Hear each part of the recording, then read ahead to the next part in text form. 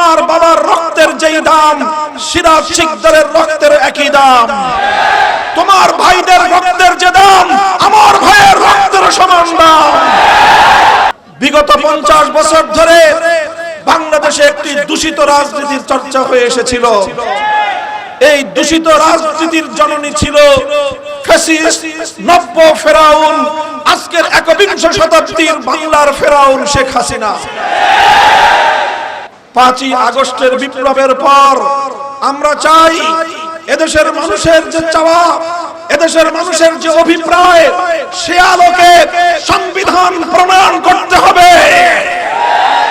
এর ভিন্ন কোন সংবিধান দ্বারা বাংলাদেশকে চলতে দেওয়া হবে না। আজ 5ই আগস্ট বিপ্লবের 1 মাস পূর্তি দিনে আমি দেশের মানুষকে একটি কথা স্মরণ করিয়ে দিতে চাই। স্বাধীনতা অর্জন করা যত কঠিন, স্বাধীনতা রক্ষা করা তার চেয়েও বড় কঠিন। আমি সতর্ক করে দিতে চাই এই বাংলাদেশের 5ই আগস্ট বিপ্লবের নায়কদেরকে এবং এই বিপ্লব সংগঠনে যারা যে কোনো ভাবে ত্যাগ এবং কোরবানি স্বীকার করেছেন তাদেরকে। 1971 সালের যে মুক্তিযুদ্ধের মাধ্যমে জুলুম এবং বৈষম্যের বিরুদ্ধে বাংলার মানুষ রক্তক্ষয়ী সংগ্রামের মধ্য দিয়ে স্বাধীনতা অর্জন করেছিল, সেই স্বাধীনতা অর্জনের কিছুদিনের মধ্যেই একটি ভিনদেশী দালাল চক্র বাংলাদেশের মানুষের স্বাধীনতার সংগ্রামকে ছিনতাই করে নিয়েছিল।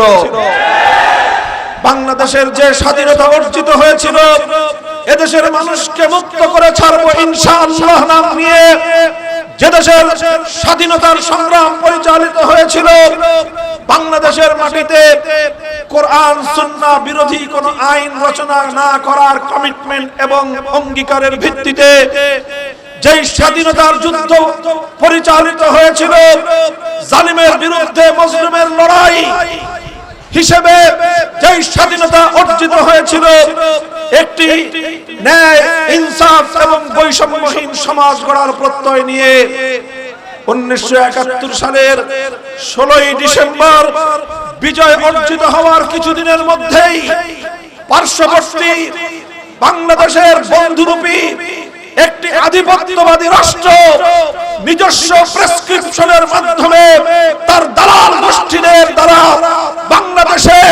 বাংলাদেশের মানুষের অভিপ্রায় এবং তাদের ইচ্ছার বিরুদ্ধে একটি একদলীয় সংবিধান দেশের মানুষের কাছে চাপিয়ে দিয়েছিল।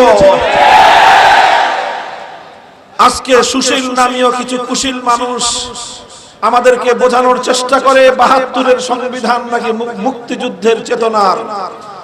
আমরা স্পষ্ট ভাষায় বলতে চাই, 72-এর চেতনা মুক্তিযুদ্ধের চেতনা ছিল না। 71-এর চেতনা ছিল মুক্তিযুদ্ধের। 72-এর সংবিধান 71-এর মুক্তিযুদ্ধকে ছিনতাই করার ষড়যন্ত্র ছিল। কাজেই বিগত 50 বছর ধরে 72-এর সংবিধান এবং তাতে কিছু আংশিক কাটাছেঁড়ার মাধ্যমে স্বাধীনতা অর্জনের অর্ধ শতাব্দীকাল পর্যন্ত বাংলাদেশের মানুষকে তাদের প্রকৃত প্রাপ্য একটি মুক্তির সনদ, একটি জনগণের অভিপ্রায়ের সংগঠন, একটি অভিপ্রায়ের গঠনতন্ত্র এবং সংবিধান থেকে বাংলাদেশের মানুষকে বঞ্চিত রাখা হয়েছে। 5ই আগস্টের বিপ্লবের পর আমরা চাই এদেশের মানুষের যে চাওয়া, এদেশের মানুষের যে অভিপ্রায়, সে আলোকে সংবিধান প্রণয়ন করতে হবে। এর ভিন্ন কোন সংবিধান দ্বারা বাংলাদেশকে চলতে দেওয়া হবে না। সংগ্রামী সাথী ও বন্ধুগণ, আগস্ট বিপ্লব ছিল স্বৈরাচারের বিরুদ্ধে একটি বিপ্লব। বিগত 50 বছর ধরে বাংলাদেশে একটি দূষিত রাজনীতির চর্চা হয়ে এসেছিল। এই দূষিত রাজনীতির জননী ছিল ফ্যাসিস্ট নব্য ফেরাউন, আজকের 21 শতাব্দীর বাংলার ফেরাউন শেখ হাসিনা। শেখ হাসিনা 1975 সালে যখন তার পিতাকে হত্যা করা হয়েছিল তার পরিবারবর্গ সহ, তার কারণ ছিল সাল থেকে 1975 আগস্ট পর্যন্ত একদলীয় বাকশাল কায়েম করেছিল আওয়ামী লীগ। একদলীয় বাকশালের মাধ্যমে এদেশের মানুষের রাজনৈতিক অধিকার কেড়ে নিয়েছিল, এদেশের মানুষের বাক স্বাধীনতা হরণ করেছিল, এদেশের মানুষের মৌলিক অধিকারগুলো বুটের তলায় পিষ্ট করেছিল। 30,000 মায়ের বুক খালি করে আমার তরতাজা প্রাণ 30,000 যুবক সন্তানকে গুম করেছিল, খুন করেছিল, হত্যা করেছিল শেখ মুজিবুর রহমান। তার বিরুদ্ধেই পরিচালিত হয়েছিল 15ই আগস্ট 1975 সালের ঘটনা। সেই ঘটনায় নিরপরাধ নারী শিশুদের হত্যাকাণ্ডকে আমরা সমর্থন করি না, কিন্তু 1975 সালের 15ই আগস্টকে কেন্দ্র করে বিগত 50 বছর ধরে যেই কান্না করা হয়েছে, সিরাজ শিকদার সহ সেই গুম খুন হত্যাকাণ্ডের শিকার 30,000 যুবকের জন্য তার 1000 ভাগের 1 ভাগ কান্না করা হয় নাই। এটা ছিল বৈষম্য। এই বৈষম্যকে 5ই আগস্ট উপড়ে ফেলা হয়েছে। তোমার বাবার রক্তের যেই দাম, সিরাজ শিকদারের রক্তের একই দাম। তোমার ভাইদের রক্তের যে দাম, আমার ভাইয়ের রক্তের সমান দাম। ধনী গরিব বৈষম্য আমরা মানি না। সরকার এবং বিরোধী দলের বৈষম্য আমরা স্বীকার করি না। অন্যায় যত হত্যাকাণ্ড হয়েছে সকল হত্যাকাণ্ডের বিচার চাই। 75 সালে একদলীয় বাকশাল মানুষের অধিকার কেড়ে নেওয়ার কারণে যখন তার বাবা শেখ মুজিবুর রহমান সাহেব সহ তারা হত্যাকাণ্ডের শিকার হলেন, সেটা আমার আলোচ্য বিষয় নয়।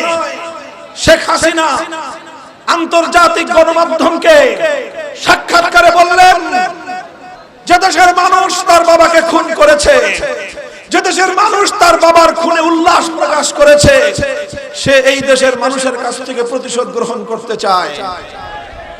সেই ঘোষণা দিয়ে রাজনীতিতে নামলো শেখ হাসিনা।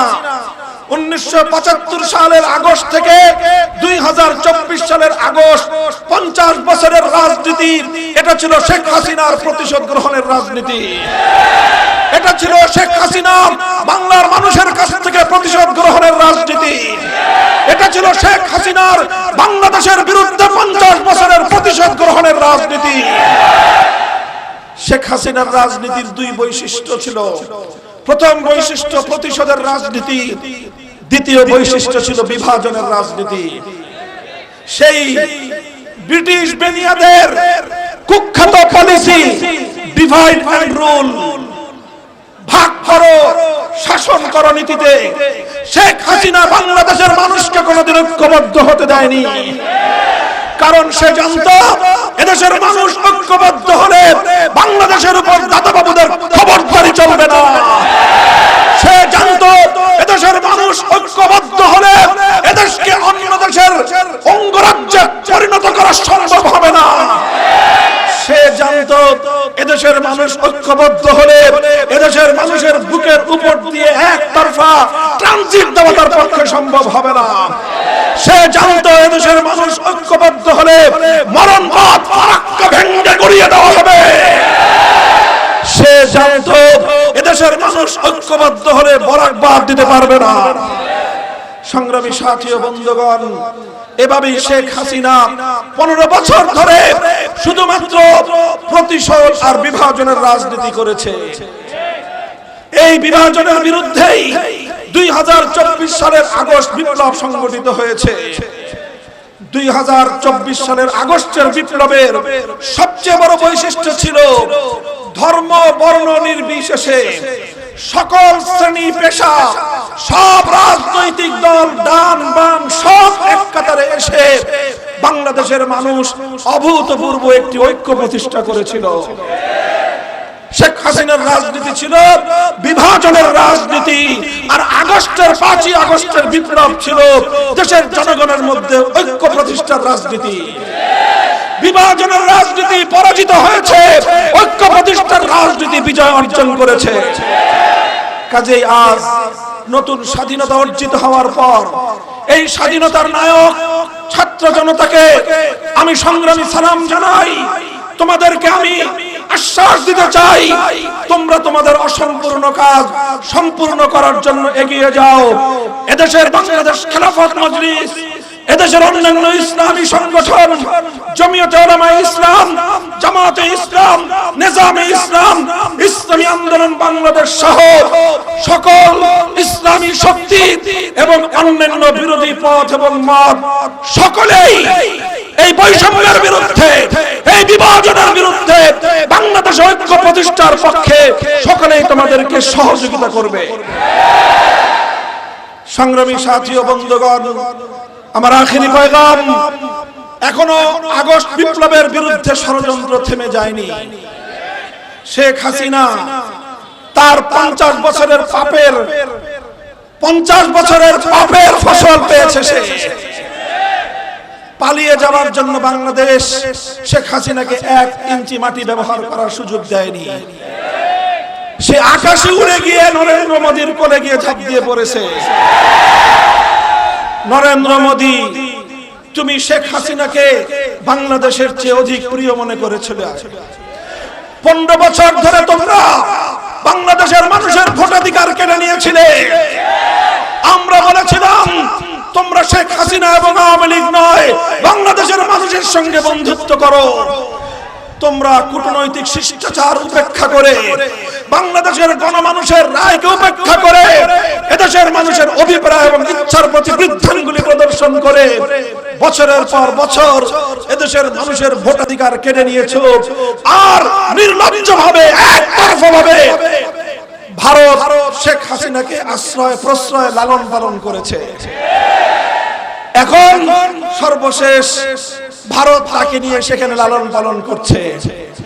আমরা অন্তর্বর্তীকালীন সরকারকে বলতে চাই, এই যে হাজার হাজার মায়ের বুক খালি হলো, এই যে আমার সন্তানরা শাপলা চত্বরে শহীদ হলো, এই যে আমার ভাইয়েরা বিডিআর বিদ্রোহের নামে তাদেরকে হত্যা করা হলো, এই যে আমার সন্তানদেরকে 2024 সালে তোমার গুন্ডা লীগ, হেলমেট লীগ, হাতুড়ি লীগ গুলি করে হত্যা করলো, এই প্রতিটি হত্যাকাণ্ডের বিচার বাংলাদেশে করতে হবে। শেখ হাসিনাকে ধরে এনে বিচারের কাঠগড়ায় দাঁড় করাতে হবে। অন্তর্বর্তীকালীন সরকার যদি এটা করতে ব্যর্থ হয়, এদেশের মানুষ বরদাস্ত করবে না। শেখ হাসিনা তার খুনি মন্ত্রিসভার সদস্যবর্গ এবং প্রশাসনকে আওয়ামীকরণকারী সকল দুর্নীতিবাজ খুনি প্রশাসনিক কর্মকর্তাদেরকে বিচারের মুখোমুখি করতে হবে।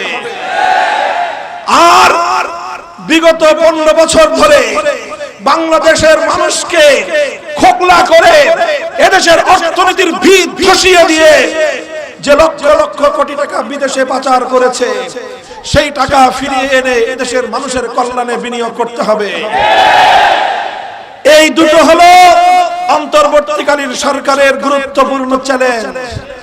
সেই সঙ্গে পুলিশ সদস্য সহ অন্যদেরকে বলতে চাই, যারা আপনাদেরকে দলীয় ক্যাডার বাহিনী হিসেবে ব্যবহার করেছিল, তাদের বিরুদ্ধে আপনারা সোচ্চার হন। আগামী দিনে বাংলাদেশে কেউ যেন প্রজাতন্ত্রের কর্মচারীদেরকে দলীয় লাঠিয়াল হিসেবে ব্যবহার করতে না পারে। আমরা একটি নতুন বাংলাদেশ দেখতে চাই। আমরা একটি বৈষম্যহীন বাংলাদেশ দেখতে চাই। আমরা এমন একটি বাংলাদেশ দেখতে চাই যেখানে সাম্প্রদায়িক সম্প্রীতির নজির স্থাপিত হবে। বিগত 1 মাস আমরা দেখিয়েছি এদেশের আলেম সমাজ, হেফাজতে ইসলাম, অন্যান্য ইসলামী সংগঠনগুলোর নেতৃবৃন্দ, মাদ্রাসার ছাত্ররা রাতের ঘুমকে হারাম করে দিয়ে সংখ্যালঘুদের মন্দির এবং প্যাগোডা পাহারা দিয়েছে। শেখ হাসিনা এবং আওয়ামী লীগ সবসময় জিগির তুলতো সাম্প্রদায়িক সংঘাত, হিন্দু নির্যাতন, সংখ্যালঘু নির্যাতন, কিন্তু বিগত 1 মাসে নট এ সিঙ্গেল পারসন, একজন সংখ্যালঘুর উপর কোনো নির্যাতন বাংলাদেশে হয় না। এটা প্রমাণ হয় শেখ হাসিনা ক্ষমতায় থাকলেই সংখ্যালঘুদের উপর নির্যাতনের নাটক হয়। কাজেই এই শেখ হাসিনাহীন বাংলাদেশে, আওয়ামী লীগ মুক্ত বাংলাদেশে ইনশাআল্লাহ আর সংখ্যালঘু নির্যাতনের নাটক মঞ্চস্থ হবে না।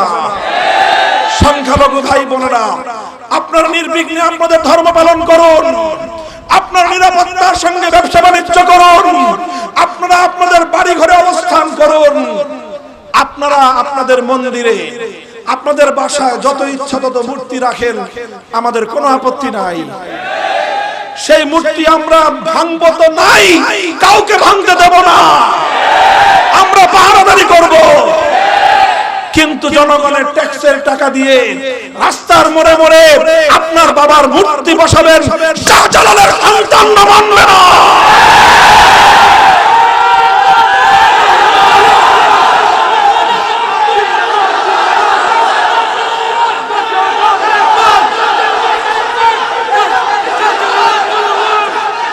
সংগ্রামী সাথী ও বন্ধুগণ, আমি বলেছিলাম জনগণের টাকা দিয়ে পদ্মা সেতু বানিয়েছেন, ভালো কথা। 3 টাকা চুরি করে 1 টাকা সেতুর কাজে লাগিয়েছেন, তাও কথা। আবার সেই সেতুর উপরে আপনার বাবার মূর্তি বসাবেন, এদেশের মানুষ সেটা ভালো চোখে দেখবে না। আমি উপদেশ দিলাম, এই মূর্তি বানাতে চান না, একদিন এই মূর্তি আপনার বাবার অপমানের কারণ হবে। তিনি সহ্য করলেন না, তিনি আমার বিরুদ্ধে সংসদে বক্তব্য দিলেন, তিনি আমার চরিত্র হননের চেষ্টা করলেন, তিনি আমাকে গণবিচ্ছিন্ন করার চেষ্টা করলেন, তিনি আমার বিরুদ্ধে সমস্ত গোয়েন্দা সংস্থাগুলোকে লেলিয়ে দিলেন, পুলিশ বাহিনীকে ব্যবহার করলেন, কারান্তরীণ করে বিনা বিচারে 3টি বছর আমাকে অবরুদ্ধ করে রাখলেন।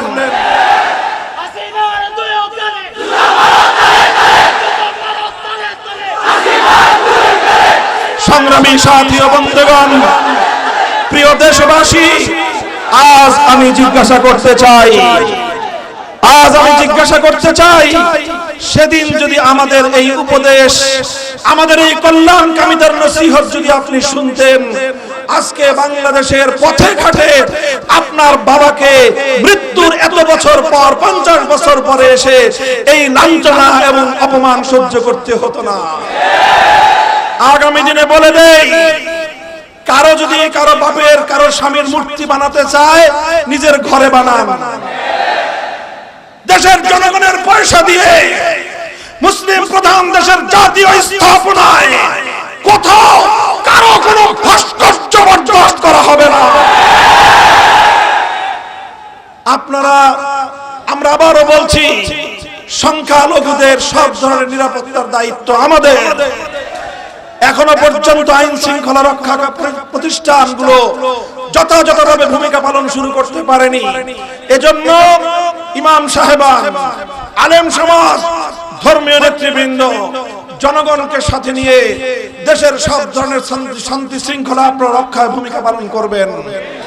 এখনো বিভিন্ন দুষ্কৃতিকারী, ডাকাত, সন্ত্রাসী, ছিনতাইকারীরা, চাঁদাবাজরা বিভিন্ন ব্যবসা প্রতিষ্ঠান, মার্কেট, ইন্ডাস্ট্রিয়াল এরিয়াগুলোতে অশান্তি সৃষ্টি করার পায়তারা চালাচ্ছে। এই ক্ষেত্রে আলেম সমাজ, ব্যবসায়ী সমাজ সকল দলমত নির্বিশেষে ঐক্যবদ্ধ হয়ে দুষ্কৃতিকারীদের বিরুদ্ধে আপনার প্রতিরোধ গড়ে তুলুন। সকল শ্রমিকদেরকে বলতে চাই, দেশ পুনর্গঠনের কাজ চলছে। এই মুহূর্তে প্রতিটি শিল্প কলকারখানায় আপনারা এর উৎপাদনকে ব্যাহত হয় মতো কোনো কার্যকলাপ চালাবেন না। মালিকদেরকে বলবো, আপনারা শ্রমিকদের সাথে ভ্রাতৃত্ব সুলভ আচরণ করুন, প্রভুত্ব সুলভ আচরণের দিন ভুলে যান। আগামীর বাংলাদেশ ইসলামের বাংলাদেশ, আগামীর বাংলাদেশ ইনসাফের বাংলাদেশ, আগামীর বাংলাদেশ বৈষম্যহীন বাংলাদেশ, সকল গুম খুন হত্যাকাণ্ডের বিচারের বাংলাদেশ। ইনশাআল্লাহ আপনারা এভাবে আমাদের কাজ যেভাবে সমর্থন দিয়েছেন, আগামী দিনে আপনাদের সমর্থন অব্যাহত থাকবে তো ইনশাআল্লাহ। আপনারা বাংলাদেশ খেলাফত মজলিস, ইয়াং জেনারেশন, আসো যুব মজলিসের পতাকা তলে, ছাত্র জনতা ছাত্র মজলিসে আসো, আমরা তোমাদেরকে নিয়ে একটি সমাজ বিপ্লব করতে চাই। মনে রাখতে হবে পূর্ণাঙ্গ বৈষম্যহীন সমাজ মানব রচিত তন্ত্র মন্ত্রের মাধ্যমে সম্ভব হবে না। এর জন্য প্রয়োজন আসমানের মালিক সৃষ্টিকর্তা মহান রব্বুল আলামিনের পক্ষ থেকে প্রদত্ত রাজনৈতিক ব্যবস্থা। আল্লাহ প্রদত্ত রাজনৈতিক ব্যবস্থার নামই হলো আল্লাহর প্রতিনিধিত্বতলা খেলাফতের রাষ্ট্র ব্যবস্থা। আমাদের চূড়ান্ত লক্ষ্য, আমরা এই মাটিতে খেলাফত রাষ্ট্র ব্যবস্থা প্রতিষ্ঠা করতে চাই। ইনশাআল্লাহ আমাদের সংগ্রাম চলছে, চলবে। খোদার আকাশ, খোদার জমিন করব কায়েম, খোদার দ্বীন। নাসরুম মিনাল্লাহি ওয়া ফাতহুন করিব। ওয়াসসালামু আলাইকুম ওয়া রাহমাতুল্লাহ।